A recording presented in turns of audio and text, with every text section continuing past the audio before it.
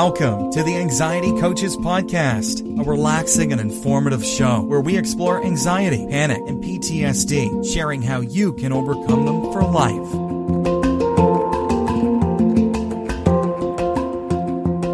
Aloha! Welcome back to the Anxiety Coaches Podcast.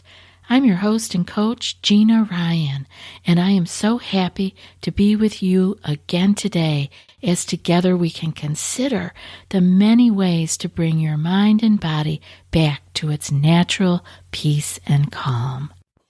In today's episode, I want to talk to you about your vagus nerve and anxiety. And I also, at the end of the show, want to be able to tell you about 3 different techniques that you can use to stimulate the vagus nerve.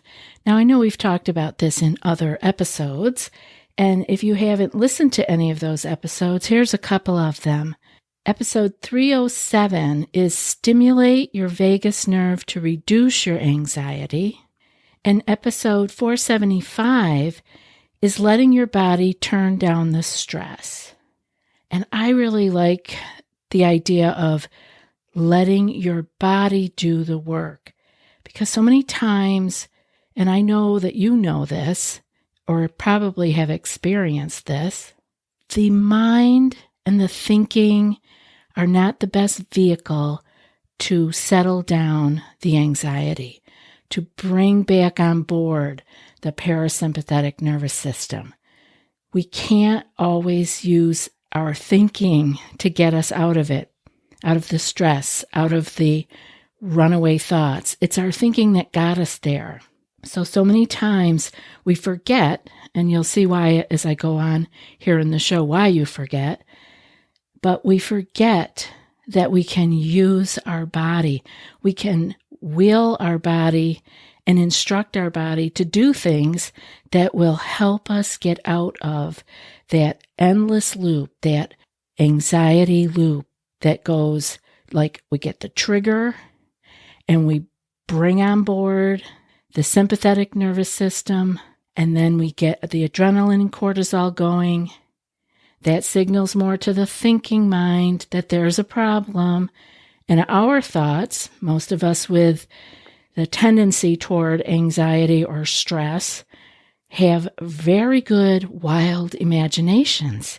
And so that little signal to the mind goes off into all kinds of scenarios that many times are not helpful and many times not even possible, but we're still concerned about them.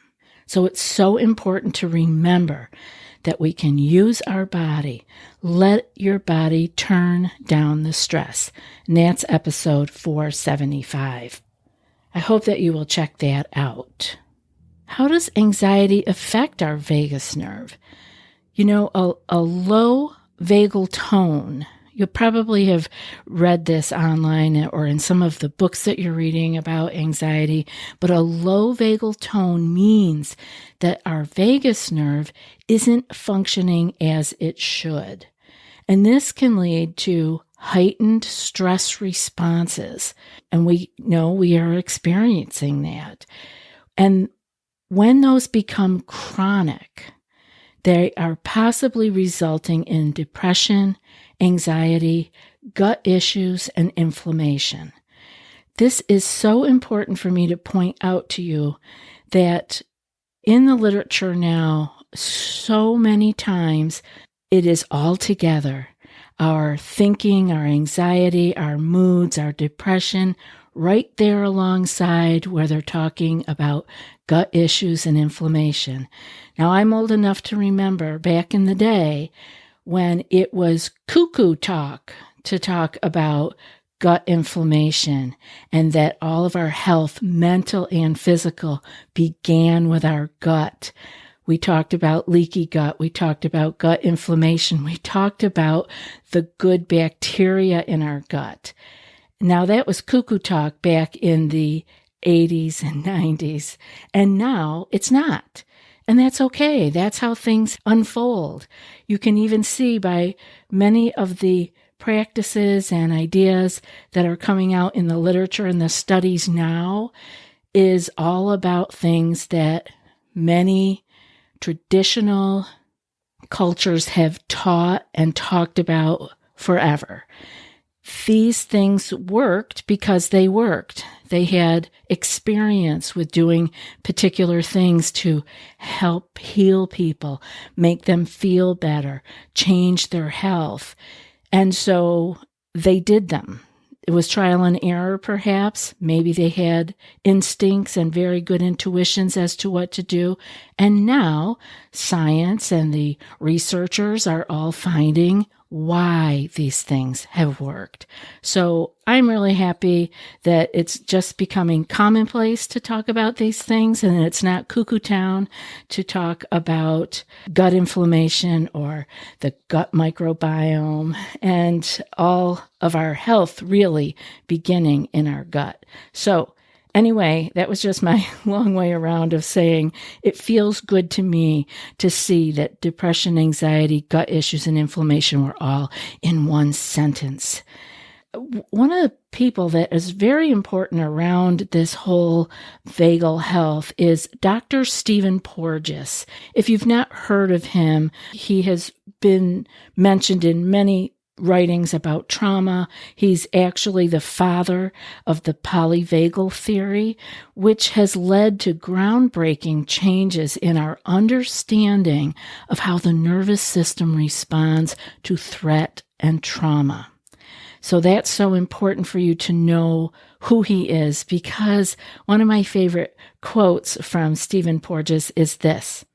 He says, "The simplest vagal stimulation that you can recruit is being able to exhale slowly." And so you know why I like that. I have been saying it forever. Exhale longer and slower. And this is actually stimulating our vagus nerve, our vagal system. So there you have it from the expert. And again, these are things that have been done for a long time, but now we are seeing why these things work. So I do want to talk to you about a wonderful episode that I was able to lay my eyes on that was sent to me by Sean, my editor and right-hand man. And this article will be linked in the show notes so that if I pique your interest in this subject, you can go and read the entire article, not just the gems that I'm picking out for you. But before I get going any further, I want to thank today's sponsors. Today we have Ned. The CBD market has become extremely saturated. You guys know you have seen CBD in your inbox all over the place. And it seems like you can buy CBD in almost every coffee shop or grocery store. Many of the CBD companies out there source their hemp from industrial farms in China. So please be careful where you buy your CBD. Because just like with any low-quality alcohol, low-quality CBD can have undesired effects. Ned has a new dream set, which includes their best-selling sleep blend and the Mellow Magnesium, two products that are developed to optimize your body for sleep and relaxation. It's the ultimate combo to revolutionize your sleep. So the new and improved sleep blend contains CBN. It's a powerful cannabinoid that promotes sleep. There's 750 milligrams of USDA certified organic CBD. Yes, organic. That's important for you to know. So, Mellow Magnesium is a powerful daily magnesium supplement with amino acids and trace minerals that propel memory, mood, brain function, stress response, nerve and muscle health, and sleep. If you'd like to conquer sleep with Ned's Dream Set, Anxiety Coaches podcast listeners get 15% off with code ACP. Go to helloned.com/ACP or enter ACP at checkout. That's HELLONED.com/ACP to get 15% off. Thank you, Ned, for sponsoring the show and offering our listeners a natural remedy for some of life's most common health issues. This podcast is sponsored by BetterHelp Online Therapy. People don't always realize that the physical symptoms like headaches, teeth grinding, and even digestive issues can be indicators of stress. And let's not forget about the doom scrolling, sleeping too little, sleeping too much, undereating or overeating, obviously the extremes. We all experience stress, and it's our response that makes a difference in how we feel. Our response determines if we stay in the cycle and end up going down the wormhole. Stress shows up in all kinds of ways, and in a world that's telling you to do more, sleep less, and grind all the time, here's your reminder right now to take care of yourself, do less, and maybe try some therapy. I have someone to talk with to help me keep perspective, deal with stress, and stay on keel in my business and personal life. You can too. BetterHelp is customized online therapy that offers video, phone, and even live chat sessions with your therapist, so you don't have to see anyone on camera if you don't want to. It's much more affordable than in-person therapy. Give it a try and see if online therapy can help lower your stress. This podcast is sponsored by BetterHelp, and the Anxiety Coaches Podcast listeners get 10% off their first month at BetterHelp.com/ACP. That's BetterHelp.com/ACP. So let me talk a little bit here about what the vagus nerve actually is. Technically, it is the 10th of 12 pairs of cranial nerves and is the longest in the body. In fact, the word vagus means vagabond in Latin. This is why that nerve is also known as the wanderer. And it shows perfectly the path of this nerve extending through various organs of the body. The vagus nerve intervenes in the sensitivity of the respiratory mucous membranes and transmits the rhythm, strength, and frequency of our breathing. It affects the pharynx, the larynx, esophagus, trachea, bronchi, and as well as nerve fibers in the heart, the stomach, pancreas, and liver. But it also does the opposite kind of work. That is, it receives signals from internal organs and sends those signals to the brain to be processed. Perhaps the most interesting thing is the relationship between the vagus nerve and anxiety, as it also transmits signals of nervousness or calm, anger or relaxation. To understand the link between the vagus nerve and anxiety, we need to know that the nervous system is made up of the two opposite systems that constantly send information to the brain.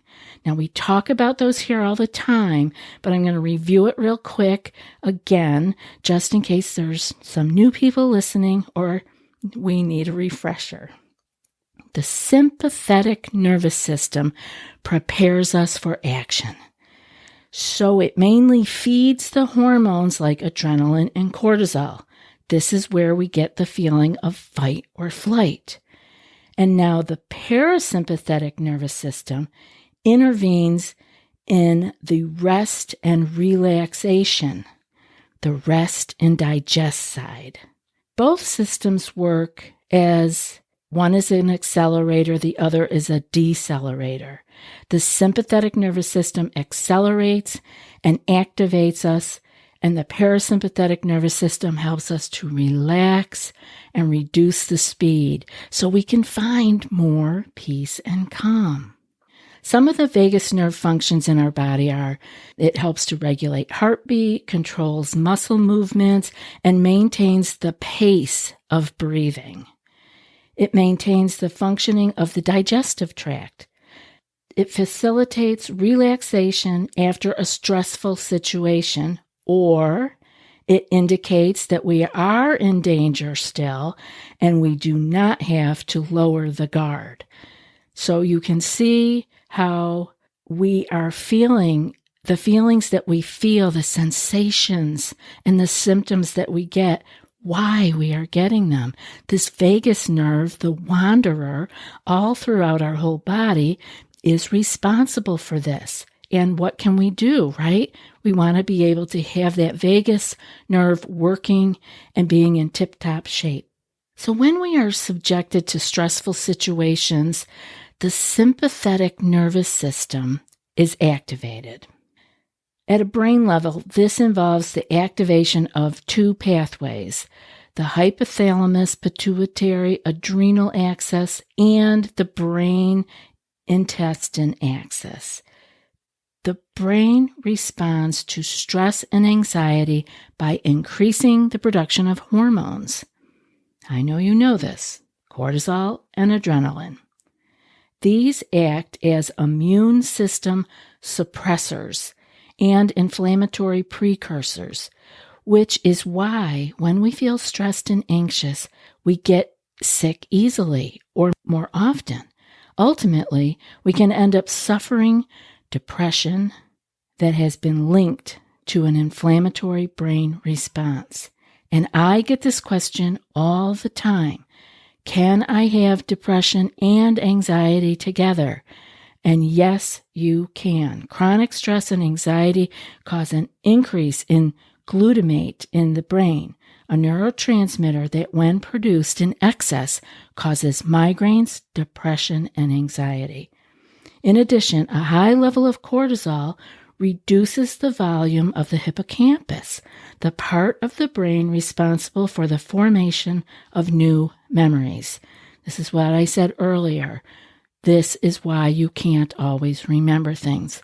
You're not demented, you are stressed. The involvement of the vagus nerve will lead to symptoms such as dizziness, gastrointestinal problems, arrhythmias, breathing difficulties, and disproportionate emotional responses. As the vagus nerve is unable to activate the relaxation signal, the sympathetic nervous system keeps active. It stays alive. This will cause the person to respond impulsively and suffer anxiety. Vagal stimulation is a big subject, but for now, I want to give you some short little ways that you can stimulate it. Exposure to cold. Regular exposure to cold helps to reduce the fight or flight response that triggers the sympathetic nervous system. So I want you to remember this because this is an easy one to work on. I did this decades ago. It could be enough to take a cold shower. Now, there's different varying opinions on how long you need, but the last thing I heard from Andrew Huberman on his podcast was 11 minutes a week. So break that up into your shower however you need, your little 2 or 3 minutes of cold at the end. This has so many health benefits. But this could actually help you with your anxiety and being able to trigger your parasympathetic nervous system more easily. So cold in any way that you can. Put ice on the back of your neck or drink ice cold water. Put a cold cloth on your face. The next one is diaphragmatic breathing. People inhale air between 10 to 14 times per minute on average, which means they are breathing too shallow. This is why I never felt right with those breathing apps on Instagram or Facebook that has the visual breathe in, breathe out. They go way too fast for me. I want you to time yourself because the ideal to inhale would be 6 times per minute because then you would be breathing diaphragmatically. You would be getting the breath deep down to where you are stimulating, flattening out your diaphragm, which stimulates the vagus nerve. So diaphragmatic breathing is so important. You know, I also call it Buddha belly breathing. This activates the vagus nerve, and the brain interprets this as a necessity to calm down, even if the nerve has not given that order specifically. This is very interesting because your breathing is overriding the vagus nerve signal. With diaphragmatic breathing, we have a deeper breathing that brings air into the lower part of the chest, using the diaphragm correctly, promoting relaxation. And finally, meditation, yoga, and Tai Chi. These are so important. Meditation can increase your vagal tone. This has been demonstrated by researchers. I think they said Oregon University, who have seen that only 5 days of mindfulness meditation promote positive feelings towards oneself that causes the vagus nerve activation while modulating the activity of the parasympathetic nervous system, a much better result than conventional relaxation techniques. Please keep up on your meditation. Even if you think it's not working, keep doing your mindfulness meditation. And practices such as yoga and Tai Chi are ideal for stimulating the vagus nerve. And remember, we want to keep that nerve healthy. A study at Boston University revealed that yoga increases GABA neurotransmitters, which promote the feeling of calm and serenity by helping to fight anxiety and stress. Tai Chi, on the other hand, is able to balance heart rate, which means it stimulates vagal modulation, according to researchers at National Yang Ming University School of Medicine. So, some last final quick, easy ways to stimulate your vagus nerve. Try singing, humming, chanting, and gargling, because these can activate the muscles that stimulate your vagus nerve. And this has been shown to increase heart rate variability and vagal tone. I know this was a lot of information, but it's so important to know that you have a tool. You have a way to get your body to take care of you and your mind. I so love being here with you, and I hope that this show was helpful for you. That's it for today's episode. And before I read today's quote, I want to put out a personal invitation to those of you who would like to take your healing and your clearing of your anxiety panic to another level. If you are not someone who wants to join a group coaching program, you may be interested in joining in with me on coaching one-on-one. You can learn more about that at the website, anxietycoachespodcast.com, and go to the one-on-one coaching page. Feel free to send me an email, anxietycoachespodcast@gmail.com, with coaching in the subject, and I'll be sure to get back with you, and we'll take it from there. No need to have this drag on forever. And now for today's quote. The simplest vagal stimulation that you can recruit is being able to exhale slowly, and that's from Dr. Steven Porges. I'll be back in a few more days with another podcast. Until then, be well and aloha. Thanks so much for joining us for today's episode of the Anxiety Coaches Podcast. Find more information at theanxietycoachespodcast.com.